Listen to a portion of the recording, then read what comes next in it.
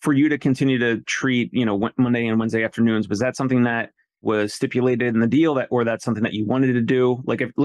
If another practice owner is in your shoes, again, going through this type of thing, Yeah. if they were saying, because we're speaking to some practice owners where they want to go travel more, they have kids, their children are in other states in the country and they want to travel, they want to go, they want to just unplug basically from any type of a caseload. So was the treatment hours that you're doing now, was that something that was kind of stipulated as part of the deal, or is that something that you want to do? Great question. So I think for all the practice owners, create your dream life and, speak openly and candidly and, create that perfect balance scenario that everyone benefits. So for me, I'm not exactly sure for how long I want to continue to treat. I still love treating and helping patients, but I probably enjoy helping entrepreneurs stay healthy slightly more. So, I have complete flexibility in how much I treat. The one thing that was asked of me is just for, 2 or 3 months to continue to treat the same amount just to help in the immediate transition period. Got it. And I didn't ask it earlier, but when was the date of the partnership that was the transaction that was completed? Yeah, so things were completely closed in November of 2021. Got it. So were you thinking about this type of a partnership prior to COVID, or was it not really in your mind and COVID accelerated it? Yeah, it was nowhere in my mind. So it was a lot fast for sure to digest and process and work through for sure. Got it. So when you were speaking with either Twinborough or any other potential partners or buyers, did you have some of those conversations in 2020 as well? Like when there was so much, fear and uncertainty? No, definitely not. We were focused on staying healthy, powering through. And, I guess one thing that I recommend to all physical therapists is and other industries as well, know the value of your organization, know the industry metrics. And, way back in 2004, shortly after we started, we hired James Glenn Sr., who you may know, who had the most expertise in the physical therapy industry. And at the time, he told Jody and I that 3 to 5 times EBITDA or 1.0 to 1.1 times revenue, the way things are valued. And then here's another pearl that I'd recommend to people. When we were approached along the years by people interested in partnering with us, I was very careful, protecting our time. And I didn't get on the phone or in heavy conversations along the way, but I just by email asked how they're valuing their companies. And I knew over time that things were moving to 4 to 6 times EBITDA. I knew the market was getting hotter. And then we did speak to one person, a Wharton grad, very smart man who caught my attention somehow. And with our partners, we really wanted to kind of validate the value of the practice. And we talked about people buying in, and even the partners, they really wanted some more, backing on the valuations as we were discussing them. So we did talk to one person, and it was interesting because similar to what we ended up doing with Active Pro and Twinborough is we were able to retain our great brands, right? They want to use us as a platform. So we get the Breakthru Physical Therapy and Fitness brand gets to live, and all those blood, sweat, and tears and, just good work gets to carry forward. So we did speak to this one man along the way, but that was really the only other person that we had spoken to. But because of all these things, we had a decent pulse on the market. And we also surrounded ourselves with a great inner circle, right? You probably know Paul Welk. He had been our practice attorney for 10 plus years and has a ton of expertise in partnerships. He's the one that helped us set that up. And also just in, mergers and acquisitions as well. So we certainly leaned on him through the process. Got it. I understand. So in terms of the situation now, so you're working and you're treating patients as you in your ability to, or your desire, your current situation, like your perfect setup of what you're Correct. looking to do. And then the rest of the time that you're focusing now on helping other business owners, other entrepreneurs, other coaching clients and things like that. And then you mentioned also that you're helping your partners that like kind of like C-suite, coaching as well. Correct. So that's part of Denali is basically serving our organization. Got it. In terms of your any other factors, any other transition plan? Oh, one thing I could ask. I mean, there's several, Please. but in terms of telling your staff, I mean, obviously so Nate and the other executives that had some type of ownership, they were probably at the table for you to communicate with them, and you guys maybe all voted or decided as to partner with Twinboro or not. But when did you tell the rest of your staff, like your front desk staff, your front desk team, your staff clinicians, PTs, OTs, whoever you might have there, when did you tell them about the Twinboro partnership? Did you tell them once that partnership was completed? Was there any talk about it beforehand? Yeah, great question. I think, good communication is so important and so valuable. So yeah, as soon as things were far enough along, we had an entire team meeting, and this was still COVID. So unfortunately, we were all wearing masks, but we really got people together and we explained, everything. And obviously it's a lot for non-owners to process and digest. And we made it a celebration. We broke out champagne bottles, and it was fun. So, and people had some good follow-up questions, and the majority of people were very excited. I know that's something that you had kind of mentioned you were curious about. So, people are going to react based on your vibes and your feelings, and they can sense it. You may say one thing and feel another. That's not going to work. Sure. So we interviewed Dr. Todd Russell, a dentist in Ohio, and they've had 9 acquisitions. And he told me that 2 of the 9 that went the slowest or had the most challenges or issues were when those 2 locations, when the staff found out, like at the closing date, that there was going to be new ownership and a new transition. And it was like this big surprise and this big shock, right? So he's learned from that. He told, he mentioned it on the podcast. So do you recall when you guys broke out that champagne? Was that, 30 days before the potential closing date with Twinboro with this partnership? Was it 60 days? Was it even before that? Or was it maybe 2 weeks before the closing date or something like, if you recall approximately the timeline? I mean, we ended up doing what's called a soft close. But so as soon as, my recollection is, I think as soon as we had the soft close, we had this, as quickly as we could gather people together, this team meeting. So basically as soon as things were firmed up enough to share it, we wanted to share it with our people. So that is interesting, because I do think, how, things aren't done until they're done, just like bringing on a great employee, right? Sure. So there's some risk in announcing to your team that things would be done early. So my personal feeling would be not to do that. And I wouldn't recommend that.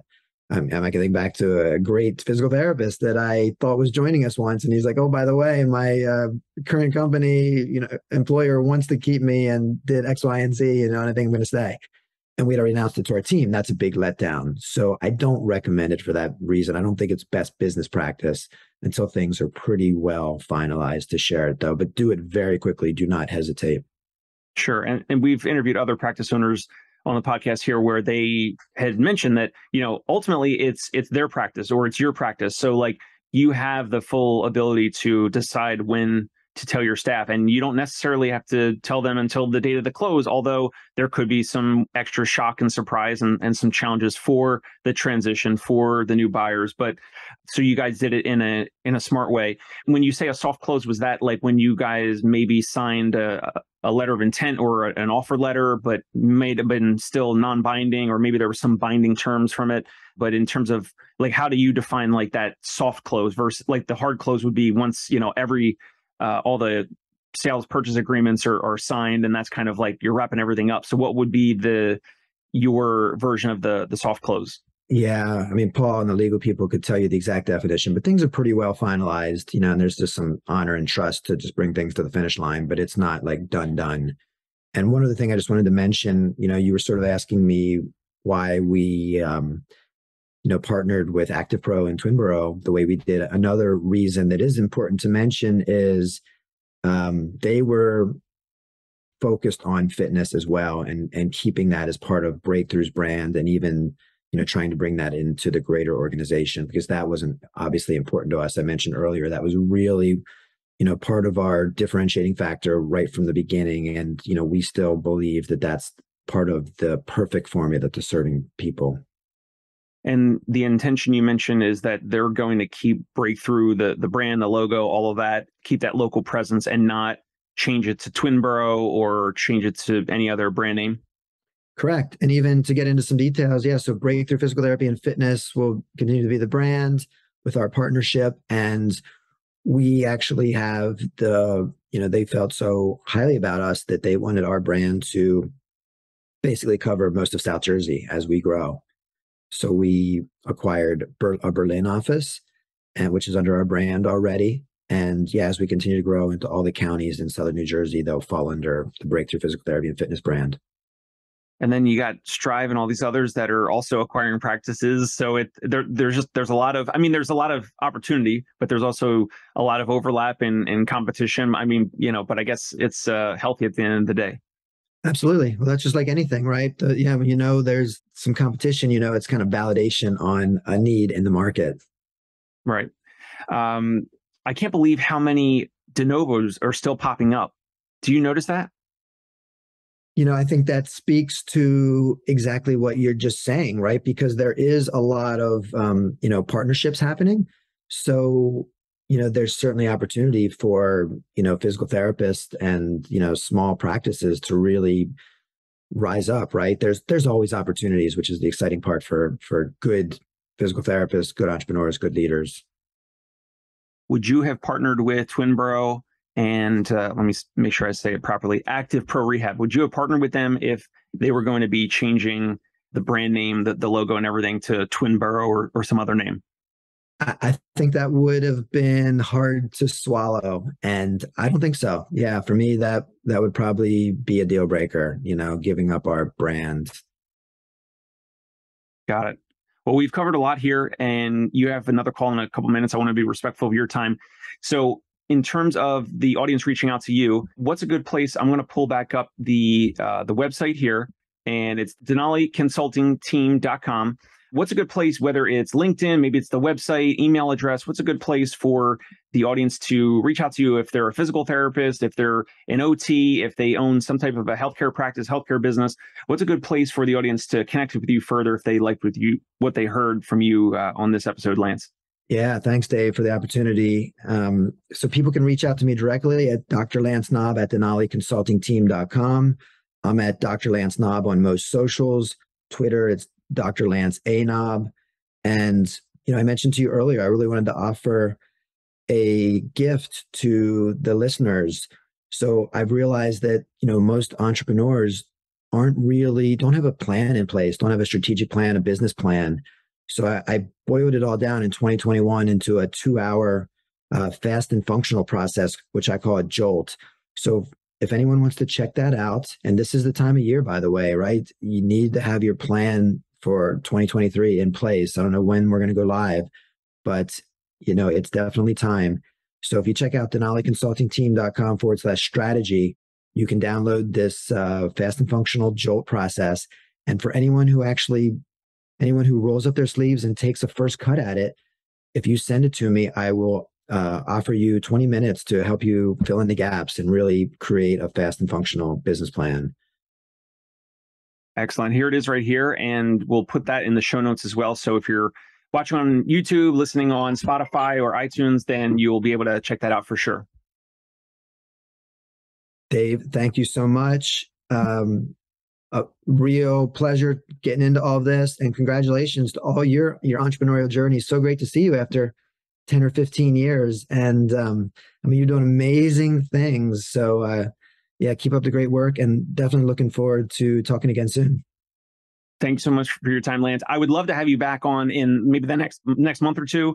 I think we have some specific topics that we could dive into, and a combination of therapy practice ownership, and then also your knowledge and your expertise and your training with the coaching side of things. And I think kind of interweaving those things would be helpful for the audience to kind of understand some other offerings that not just you have, but other perspectives and other things that you can, bring to the table for other interviews here on the show. I would love to do that. Absolutely. I'm game. Let's do it. Can't wait. Excellent. So guys, if you find this valuable, if you're listening, go ahead, like and subscribe. If you subscribe, you'll be notified of future episodes when they are published. And ultimately, if you find this valuable, what I would like you to do, grab the link, copy the link, the YouTube link, the iTunes, the Spotify link, whatever. Send it to one colleague that you went to school with, maybe you work with, maybe you met at PPS or some APT event or some other conference. You know them online with social media. Send it to one practice owner that might be in this position, that might be considering some partnership exit, something like that, if they're interested. So send it to one colleague. I would really appreciate it if you find this valuable. And that's it now for the Dave Kittle Show. Dr. Lance Knaub, thank you so much for your time. Thanks, Dave. Hey, it's Dave Kittle. Are you a healthcare business owner or physical therapy practice owner who is looking to figure out your succession plan or exit strategy? We might be able to help. And in fact, we may be interested in acquiring your practice. If you're interested, you can reach out to me. Shoot me an email at dave@conciergepainrelief.com. That's DAVE at CONCIERGE, painrelief.com. Or you can call me at any time, 646-781-8884.